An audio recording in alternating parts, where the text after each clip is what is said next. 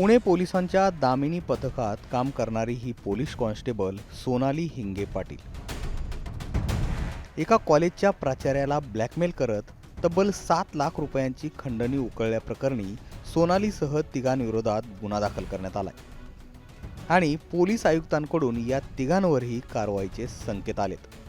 सोनाली हिंगेच्या नावाची चर्चा यामुळे जास्त होताना आता दिसते. इंस्टाग्रामवर तिचे 40,000हून अधिक फॉलोअर आहेत. तिच्याच प्रोफाईलवरून ती उच्च शिक्षित असल्याचं सुद्धा दिसून येते. M.Com, M.Phil, GDC&A असं तिचं शिक्षण झालंय.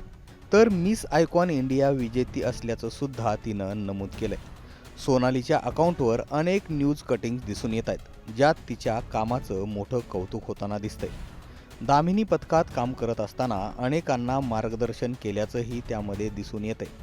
शिवाय काही लोकांना नैराश्यातून बाहेर काढण्याचं काम सोनालीनं केल्याचंही यामध्ये दिसून येतंय. आता हीच उच्च शिक्षित आणि अनेकांना गाईड करणारी सोनाली कायद्याच्या कचाट्यात सापडली. 7 लाखांची खंडणी उकळल्याप्रकरणी तिघांविरोधात गुन्हा दाखल करण्यात आलाय.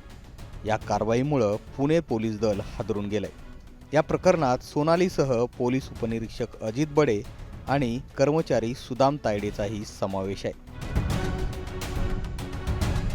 या तिघांनी संबंधित प्राचार्याला पॉस्को कायद्याअंतर्गत गुन्हा दाखल करून अटक करण्याची भीती दाखवत पैशांची मागणी केली होती.